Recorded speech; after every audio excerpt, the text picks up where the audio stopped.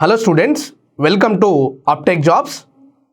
మనకు తెలంగాణ రాష్ట్ర ప్రభుత్వం ఇటీవల రిలీజ్ చేసినటువంటి సోషియో ఎకనామిక్ అవుట్లుక్, అంటే ఇక్కడ బడ్జెట్కి సోషియో ఎకనామిక్ అవుట్లుక్ ఉన్నటువంటి స్పష్టమైన తేడా ఏంటంటే, సోషియో ఎకనామిక్ అవుట్లుక్ అనేది గత సంవత్సరంలో జరిగినటువంటి ప్రోగ్రెస్ అనేది ఏ రకంగా ఉంది రాష్ట్రంలో అనేటువంటి విషయాన్ని మనకు చూపించడం జరుగుతుంది. అదే రకంగా బడ్జెట్ అనేటువంటి ఏదైతే ఉందో రాబోయే సంవత్సరానికి చేస్తున్నటువంటి రాబడులు ఏంటి, రాబోయే సంవత్సరంలో మనకు వస్తున్న రాబడులు, రాబోయే సంవత్సరంలో మనం చేస్తున్నటువంటి ఏదైతే ఖర్చు ఉందో ఆ ఖర్చుకు సంబంధించినటువంటి అంశాల గురించి మనం ఇక్కడ చర్చించుకుంటాము. అయితే ఈ యొక్క సోషియో ఎకనామిక్ అవుట్లుక్ 2025-26 సంవత్సరానికి సంబంధించినటువంటి అన్ని అంశాల గురించి మనం ఈరోజు కూలంకుషంగా చర్చించుకుందాం. విద్యార్థులు ప్రతి స్లైడ్ని, ప్రతి పిక్టోగ్రఫీని, ప్రతి ఇమేజ్ని కూడా స్పష్టంగా గమనించి మీ యొక్క పోటీ పరీక్షలకు ఇది ఎంతగానో ఉపయోగపడుతుందని చెప్పేసి విద్యార్థులు గమనించాలి. మనకు ఒక్కొక్క అంశాన్ని మనం చాలా కూలంకుషంగా ఎగ్జామినేషన్ ఓరియంటెడ్లో ఎగ్జామినర్ ఏ రకంగా బిట్స్ అడుగుతారనేటువంటి అంశాన్ని కూడా మనం ఇక్కడ చర్చించుకోవడం జరుగుతుంది. కాబట్టి ఒక్క నిమిషం కూడా మీరు ఈ వీడియోని మీరు స్కిప్ చేయకుండా ప్రతి అంశాన్ని కూలంకుషంగా పరిశీలించాలని చెప్పేసి మేము ఆశిస్తున్నాము. ఇక్కడ Telangana socio economic outlook 2025 and 26. So ఇచ్చినటువంటి ఈ యొక్క సోషియో ఎకనామిక్ అవుట్లుక్లో మనకు ముఖ్యంగా భారతదేశానికి 2047 నాటికి మనకు వికసిత్ భారత్ అనేటువంటి ఒక టార్గెట్ని మన యొక్క ప్రధానమంత్రి నరేంద్ర మోడీ మనకు ఒక టార్గెట్ ఇవ్వడం జరిగింది. అంటే 2047 నాటికి మన యొక్క భారతదేశం అనేది అభివృద్ధి చెందుతున్న దేశం అనేది కాకుండా 47 నాటికి అన్ని రంగాల్లో అభివృద్ధి చెందినటువంటి దేశంగా ఉండాలనేటువంటి ఒక టార్గెట్ ఉండే. అదేవిధంగా తెలంగాణ రాష్ట్రానికి సంబంధించినటువంటి మన ఆర్థిక మంత్రి కావచ్చు, మన ముఖ్యమంత్రి కావచ్చు, ఈ యొక్క సోషియో ఎకనామిక్ అవుట్లుక్కు సంబంధించినటువంటి ఏదైతే అంశం ఉందో ఆ అంశం కూడా ముఖ్యమైన అంశం ఏంటంటే, ఇక్కడ 2047 నాటికి $3 ట్రిలియన్ ఆర్థిక వ్యవస్థగా తెలంగాణ రాష్ట్రాన్ని తీర్చిదిద్దాలని చెప్పేసి ఈ యొక్క సోషియో ఎకనామిక్ అవుట్లుక్ని మనం ఇక్కడ పొందుపరచడం జరిగింది.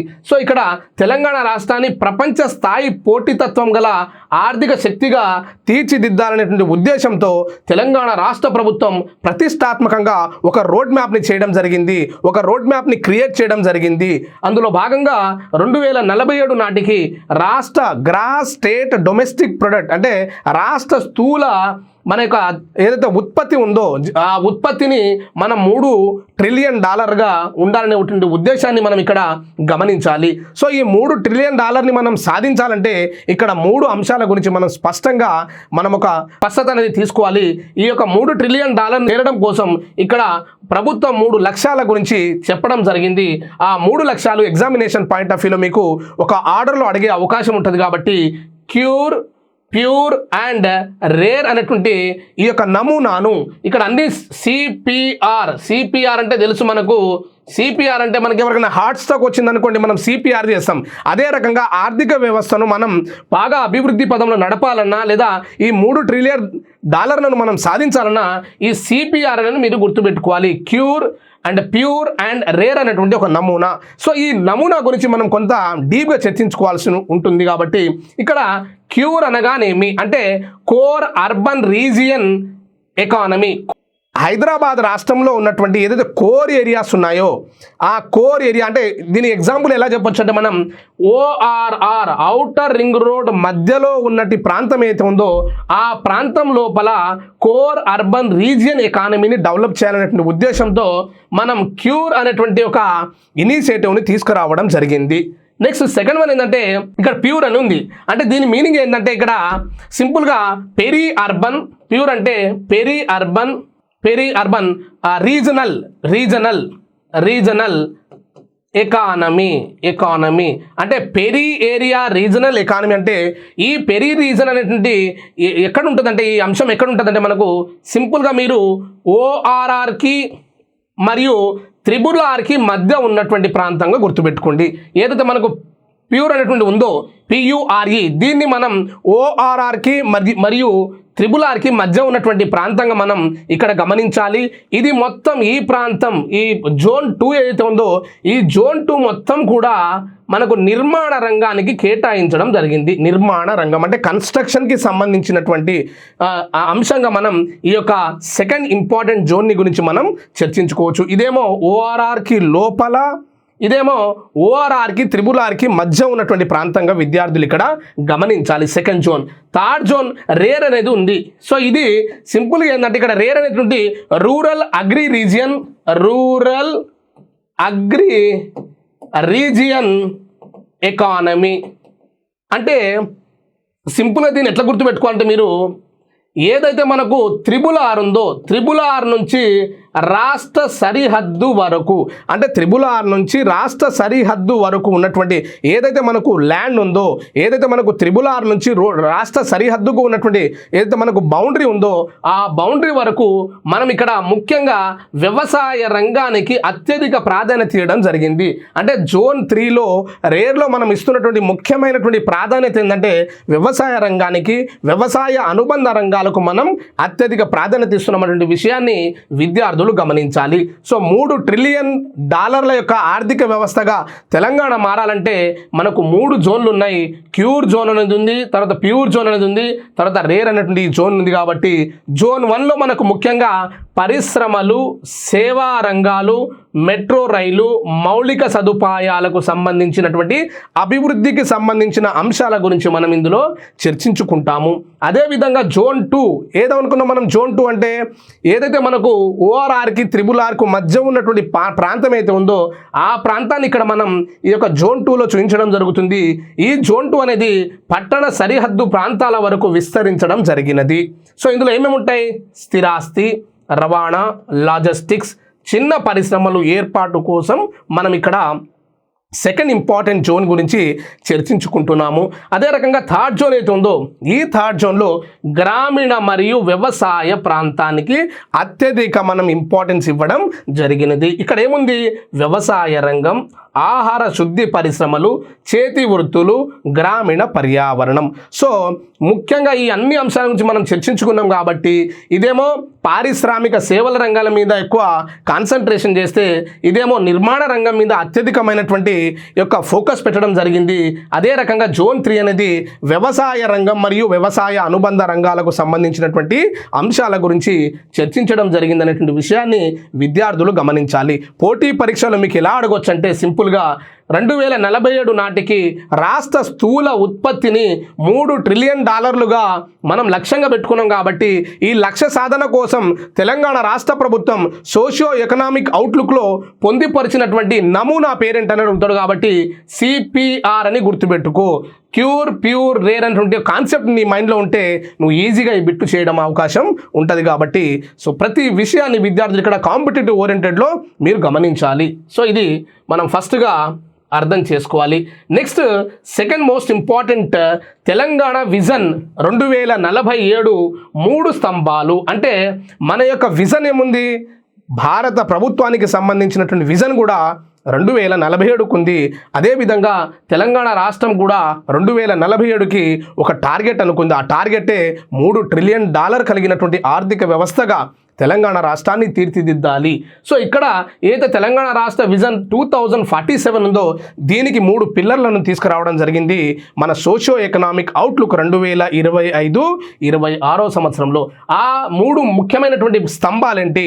3 మెయిన్ పిల్లర్స్ ఏంటంటే, ఫస్ట్ వన్ ఆర్థిక వృద్ధి. ఆర్థిక వృద్ధి అనేది మొదటి పిల్లర్ గాను, తర్వాత సమగ్ర అభివృద్ధి ఇది సెకండ్ పిల్లర్ గాను, థర్డ్ వన్ వచ్చేసి సుస్థిర అభివృద్ధి అనేటువంటి అంశాన్ని విద్యార్థులు గమనించాలి.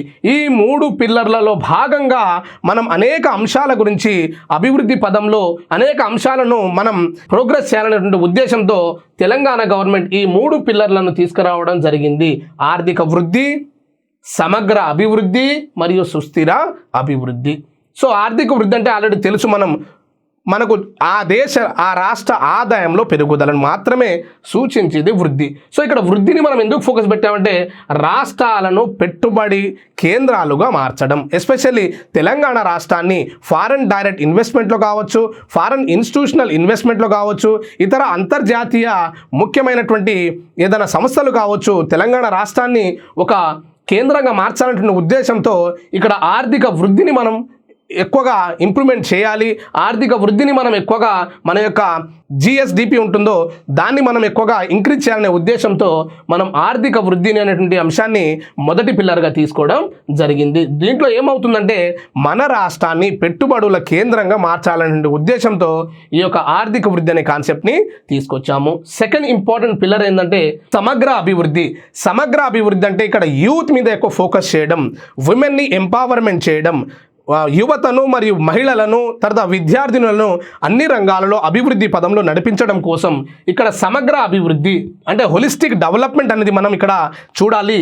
ఫస్ట్ వన్ ఏంటంటే ఎకనామిక్ గ్రోత్ అనేది కావాలి అనేటువంటి కాన్సెప్ట్ ఉంది. కాబట్టి ఈ సమగ్ర అభివృద్ధిలో భాగంగా యువతను సాధికారత వైపు నడిపించడం, మహిళా నేతృత్వంలో అభివృద్ధికి సంబంధించినటువంటి ముఖ్యమైనటువంటి అంశాలైనటువంటి రైతు సాధికారత, సామాజిక సమ్మిళిత వృద్ధికి సంబంధించినటువంటి అనేక అంశాలను ఈ యొక్క సమగ్ర అభివృద్ధిలో భాగంగా సెకండ్ పిల్లర్గా మనం సోషియో ఎకనామిక్ అవుట్లుక్లో చూడవచ్చును. థర్డ్ వన్ వచ్చేసి సుస్థిర అభివృద్ధి, ఇంక్లూజివ్ గ్రోత్.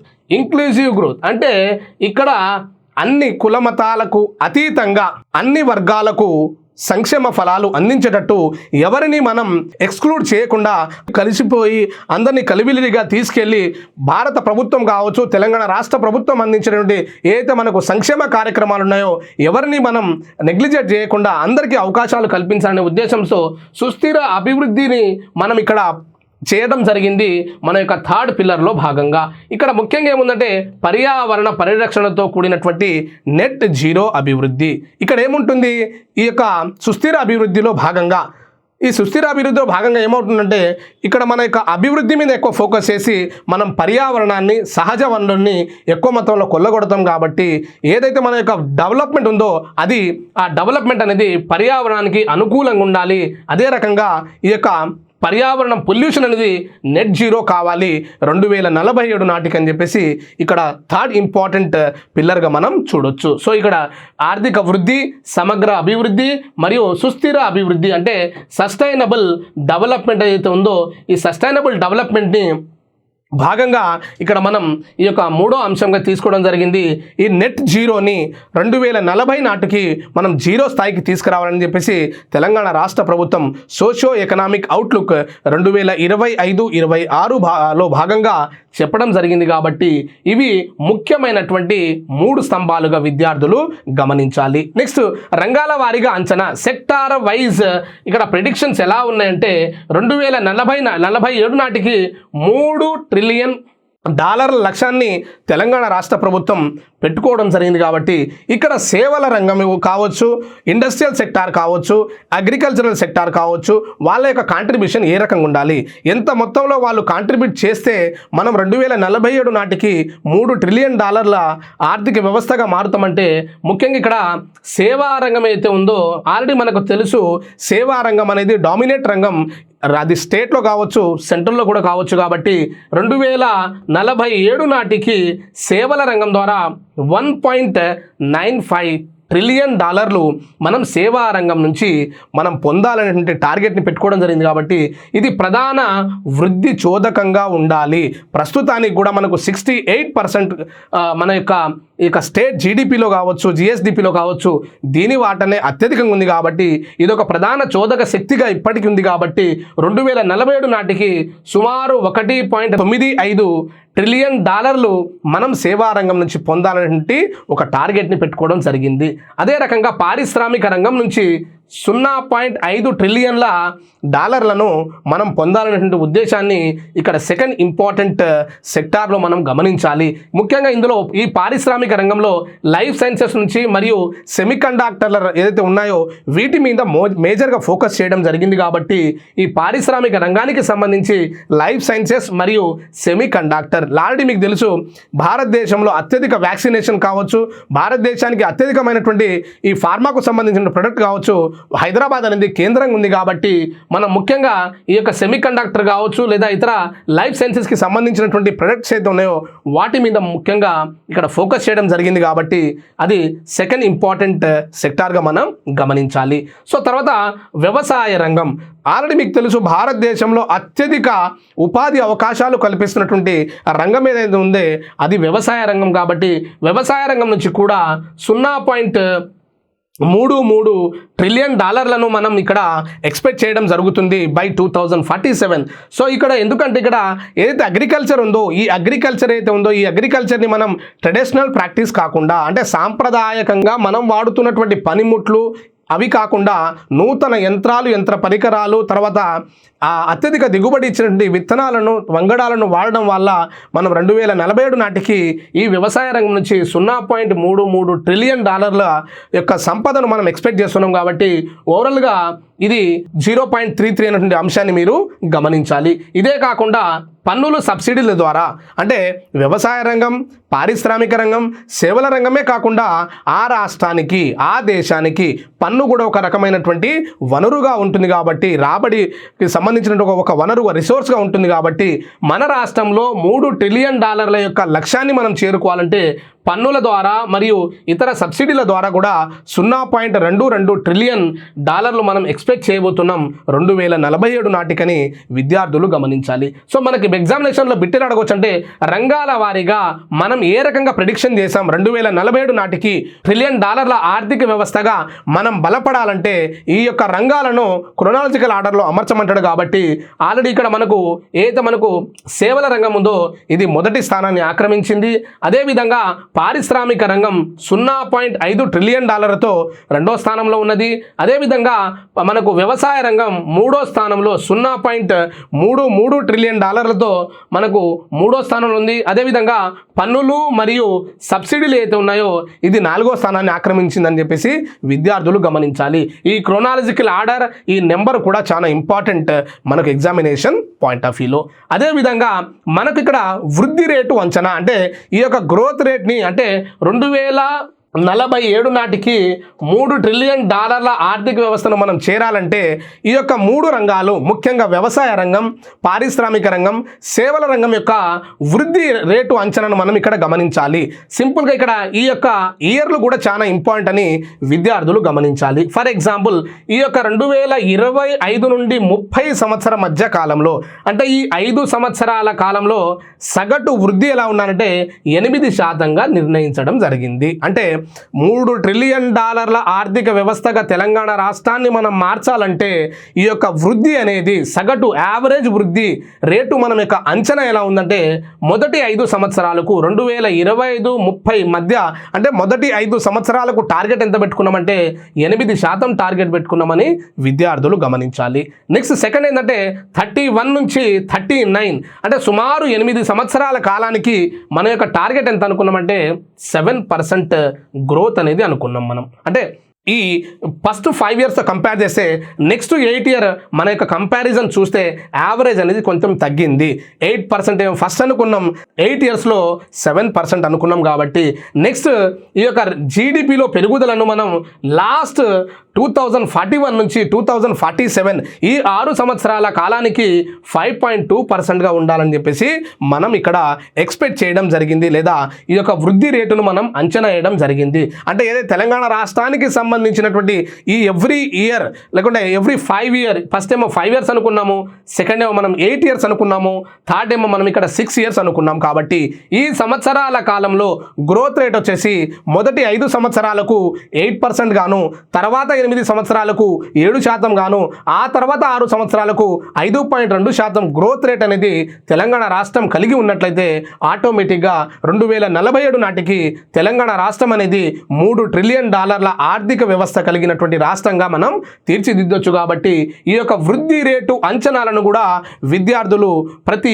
అంశాన్ని కూడా ఇక్కడ మనం చాలా జాగ్రత్తగా గమనించాలని చెప్పేసి కోరుతున్నాము. ఎందుకంటే ఇక్కడ ఈ యొక్క మొత్తం మనకు సోషియో ఎకనామిక్ అవుట్లుక్కి సంబంధించినటువంటి అన్ని అంశాలను ఇలా మనం పీపీటీ మోడ్లో తీసుకొచ్చాం. కాబట్టి విద్యార్థులు ఈ యొక్క ఒక్క పీపీటీని కూడా మిస్ అవ్వకుండా ప్రతి అంశాన్ని చాలా క్షుణ్ణంగా ఒక నోట్స్ తీసుకొని ఆ నోట్స్ రాసుకుంటే కాంపిటేటివ్ పాయింట్లో మీకు ఒక్క బిట్టు కూడా మిస్ అయ్యే అవకాశం ఉండదు. కాబట్టి విద్యార్థులు ఇక్కడ తెలంగాణ విజన్కి సంబంధించి 3 పిల్లర్లు, అదేవిధంగా రంగాల వారీగా ఏ రకంగా అంచనాలు వేశాము, అదేవిధంగా ఈ యొక్క వృద్ధి రేటును 47 నాటికి మనం $3 ట్రిలియన్ కలిగి ఉండాలంటే మన యొక్క వృద్ధి రేటు ఎలా ఉండాలి, ఫస్ట్ 5 ఇయర్స్ ఎలా ఉండాలి, నెక్స్ట్ 8 ఇయర్స్ ఎలా ఉండాలి, నెక్స్ట్ 6 ఇయర్స్ ఎలా ఉండాలనేటువంటి అంశాన్ని కూడా మనం ఇప్పుడు కూలంకుషంగా చర్చించుకున్నాము. అదేవిధంగా తెలంగాణ స్థూల ఆర్థిక పోకడలు అంటే మ్యాక్రో ఎకనామిక్స్కి సంబంధించినటువంటి ట్రెండ్స్ ఎలా ఉన్నాయి అంటే తెలంగాణ రాష్ట్రానికి సంబంధించినటువంటి ఈ యొక్క వ్యవసాయ రంగం కావచ్చు, పారిశ్రామిక రంగం కావచ్చు, ఉపాధికి సంబంధించిన అంశాలు కావచ్చు, లేదా ఇతర రాష్ట్రానికి సంబంధించినటువంటి స్థూల ఈ యొక్క దేశీయోత్పత్తికి సంబంధించినటువంటి అంశాలు కావచ్చు, ఈ యొక్క స్థూల ఆర్థిక పోకడల్లో భాగంగా లేదా మ్యాక్రో ఎకనామిక్స్ ట్రెండ్లో భాగంగా మనం ఇప్పుడు గమనిద్దాము. ఇక్కడ 2025-26 సంవత్సరానికి సంబంధించి ఇక్కడ మనకు తెలంగాణ రాష్ట్ర స్థూల రాష్ట్ర దేశీయోత్పత్తి గురించి ఇక్కడ మనకు చెప్పడం జరిగింది. అంటే ఇక్కడ ప్రొవిజనల్లీ అడ్వాన్స్ ఎస్టిమేట్కి సంబంధించినటువంటి అంశాలు gross domestic product of Telangana ఎలా ఉందనేటువంటి విషయాన్ని మనం ఇక్కడ గమనిద్దాము. ఈ సంవత్సరానికి సంబంధించి 17.82 లక్షల కోట్లు అనేది మన యొక్క ఆర్థిక వ్యవస్థ తెలంగాణ జిఎస్డిపి ఎంత ఉందంటే 17,82,000 కోట్ల రూపాయలు ఉందని విద్యార్థులు గమనించాలి. 17.82 lakhs crore.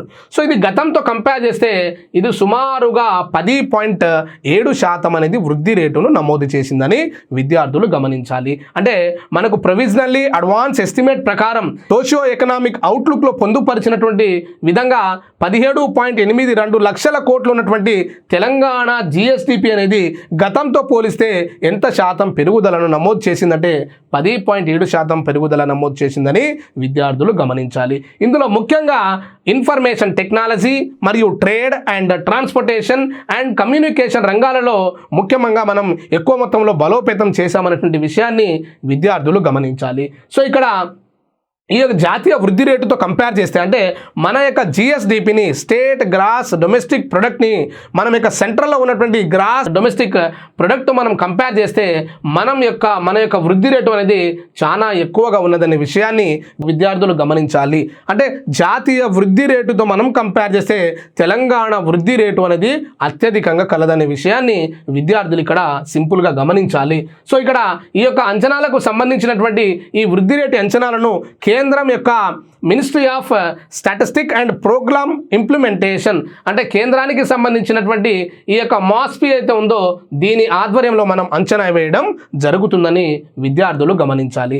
అదేవిధంగా రాష్ట్రానికి సంబంధించినటువంటి పర్ క్యాపిటా ఇన్కమ్ ఒక మనిషికి పర్ క్యాపిటా ఇన్కమ్ ఎలా ఉంటుంది GSDP divided by population of the state అంటే రాష్ట్రానికి సంబంధించినటువంటి స్టేట్ గ్రాస్ డొమెస్టిక్ ప్రొడక్ట్ని ఆ రాష్ట్రంలో ఉన్నటువంటి జనాభాతో మనం మల్టిప్లై చేస్తే మనకి ఇక్కడ పర్ క్యాపిటా ఇన్కమ్ వస్తుంది. కాబట్టి భారతదేశంలో ముఖ్యంగా ఈ తెలంగాణ రాష్ట్రానికి సంబంధించి 2025-26కు సంబంధించినటువంటి ప్రొవిజనల్లీ అడ్వాన్స్ ఎస్టిమేట్ ఏదైతే మనకు ఈ యొక్క సోషియో ఎకనామిక్ అవుట్లుక్ 2025-26లో చెప్పారో ఎంత ఉందంటే 4,18,931 ఉందని గమనించాలి. అంటే 4 లక్షల పైచిలుకు తలసరి ఆదాయాన్ని తెలంగాణ ప్రజలు కలిగి ఉన్నారు. సో ఇది మనం యొక్క ఎంత వృద్ధి రేటును నమోదు చేసిందంటే 10.2% వృద్ధి రేటును ఇక్కడ నమోదు చేసిందనే విషయాన్ని విద్యార్థులు గమనించాలి. ఇక్కడ జాతీయ ఎంత ఉందంటే సింపుల్గా 2,19,575తో మనం ఈ యొక్క భారతదేశానికి సంబంధించినటువంటి పర్ క్యాపిటా ఇన్కమ్ అంటే per capita income of India ఎంత ఉందంటే 2,19,575తో మనం సరిపెట్టుకుంటే ఇక్కడ తెలంగాణ రాష్ట్రానికి సంబంధించినటువంటి ఈ యొక్క పర్ క్యాపిటల్ ఇన్కమ్ ఎంత ఉందంటే 4,18,931 రూపాయలు ఉన్నదని విషయాన్ని ఇక్కడ గమనించాలి. ఇక్కడ కూడా మనం జిఎస్డిపితో కంపేర్ చేస్తే పర్ క్యాపిటల్ ఇన్కమ్తో కంపేర్ చేస్తే ఇక్కడ వృద్ధి రేటు అనేది నమోదు చేయడం జరిగింది. అదేవిధంగా భారతదేశంతో కంపేర్ చేస్తే మన యొక్క పర్ క్యాపిటల్ ఇన్కమ్ కూడా చాలా ఎక్కువ మొత్తంలో సుమారు 1.98% అంటే సుమారు 2% మనం ఎక్కువ భారతదేశంతో కంపేర్ చేస్తే 2% మనం ఎక్కువ ఉన్నామనేటువంటి విషయాన్ని విద్యార్థులు ఇక్కడ గమనించాలి. ఇక్కడ 2 లక్షలు ఉంటే ఇక్కడ 4 లక్షలు ఉంది. కాబట్టి భారతదేశంతో కంపేర్ చేసినా కూడా తెలంగాణ తలసరి ఆదాయంలో కూడా నంబర్ 1 పొజిషన్లో ఉందని విద్యార్థులు ఇక్కడ గమనించాలి. నెక్స్ట్ రంగాల వారీగా వాటాలను మరియు వృద్ధి రేటును మనం ఇక్కడ గమనించాలి. అంటే మనకు వ్యవసాయ రంగం ఉంది, మనకు పారిశ్రామిక రంగం ఉంది, మనకు సేవా రంగం ఉంది. ఈ వ్యవసాయ రంగానికి సంబంధించి వ్యవసాయ రంగం మరియు దాని అనుబంధ రంగాలలో ఏ రకంగా ఉపాధి పొందుతున్నారంటే సుమారుగా ఇక్కడ ఉపాధి కావచ్చు లేదా ఇది భారతదేశానికి సంబంధించి లేదా రాష్ట్రం యొక్క జిఎస్డిపిలో ఈ వ్యవసాయ రంగం వాటా ఎంత ఉందంటే సింపుల్గా 15.1% ఉంది. అంటే తెలంగాణ జిఎస్డిపిలో వ్యవసాయ రంగం వాటా 15.1% కలదు.